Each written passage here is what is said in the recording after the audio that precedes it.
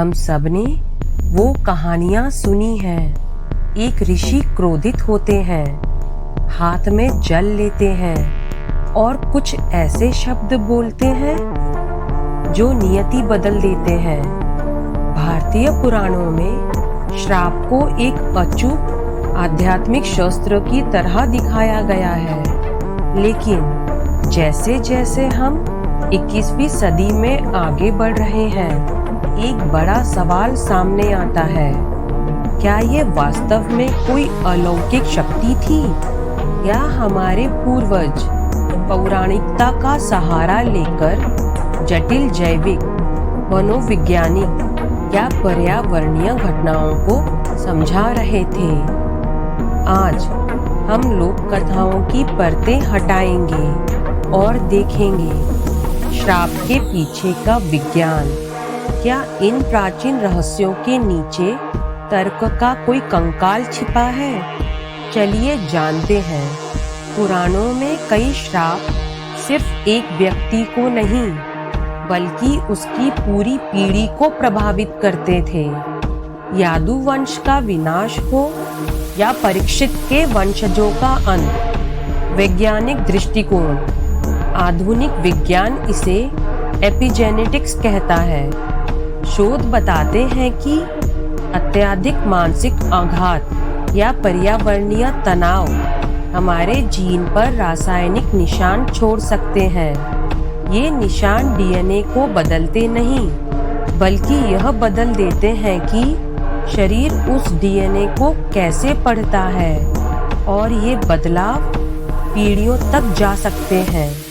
परिकल्पना: क्या एक श्राप वास्तव में किसी आनुवंशिक बीमारी या किसी बड़े सदमे के दीर्घकालिक जैविक प्रभाव का अवलोकन था?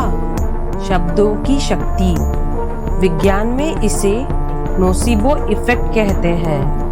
अगर कोई व्यक्ति दृढ़ता से विश्वास कर ले कि उसे किसी शक्तिशाली व्यक्ति ने श्राप दिया है, तो उसका मस्तिष्क तनाव के चरम स्तर पैदा कर सकता है। इससे इम्यून सिस्टम कमजोर हो जाता है, जिससे अंग काम करना बंद कर सकते हैं, या एकाग्रता की कमी से दुर्घटना में मृत्यु हो सकती है। अक्सर श्राप किसी भौतिक स्थान से जुड़े होते थे। जो इस कक्ष में प्रवेश करेगा, उसका विनाश होगा। आधुनिक वेंटिलेशन और रसायन विज्ञान से पहले प्राचीन निर्माताओं ने पवित्र या शाही स्थानों की रक्षा के लिए प्राकृतिक बाधाओं का उपयोग किया था। जैव युद्ध: प्राचीन तहखानों में अक्सर कवक, फंगी जैसे एस्परजिलस फ्लैवस या जहरीले सांचों के सुप्त बीजाणु होते थे। जब कोई लुटेरा सील तोड़ता था, तो वे इन बीजाणुओं को सांस के जरिए अंदर ले लेते थे, जिससे कुछ दिनों बाद फेफड़े खराब हो जाते थे। जनता को यह देवता का श्राप लगता था। पारा और सीसा: कई प्राचीन मूर्तियों और बंद कमरों में संरक्षण के लिए भारी धातुओं का उपयोग किया जाता था। इनके संपर्क में आने से मतिभ्रम, पागलपन और मृत्यु हो सकती थी, जो ठीक वैसे ही लक्षण हैं जैसे किसी श्रापित व्यक्ति के होते हैं। महाभारत जैसे महाकाव्यों के सबसे प्रसिद्ध श्राप अक्सर खगोलीय घटनाओं के समय दिए गए थे। ऋषि अक्सर कहते थे कि जब सूर्य को अंधेरा निगल जाएगा या आकाश से तारे गिरेंगे, तब साम्राज्य का पतन होगा। तार्किक कारण: प्राचीन विद्वान खगोल विज्ञान के उस्ताद थे। वे सदियों पहले ही ग्रहण और उल्कापिंडों की गणना कर सकते थे। अगर आज कोई वैज्ञानिक टेक्टोनिक प्लेटों के खिसकने के आधार पर भूकंप की भविष्यवाणी करे, तो हम उसे भूविज्ञान कहते हैं।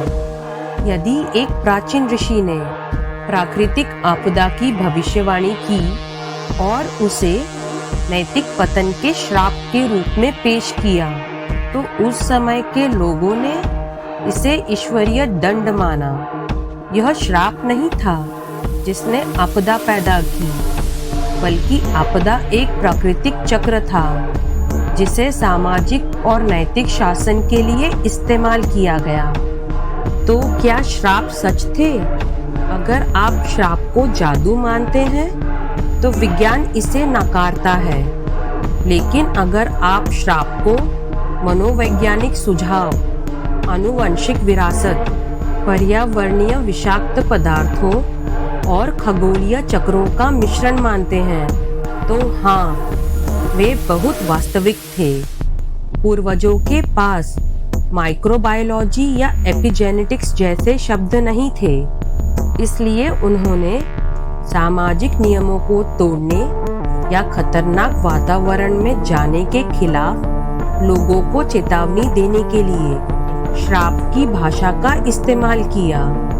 रहस्य यह नहीं है कि जादू मौजूद था, बल्कि यह है कि हमारे पूर्वज मानवीय कर्मों के परिणामों को इतनी गहराई से समझते थे कि उन्होंने उन्हें ऐसी कहानियों में बदल दिया जो हजारों साल तक जीवित रही।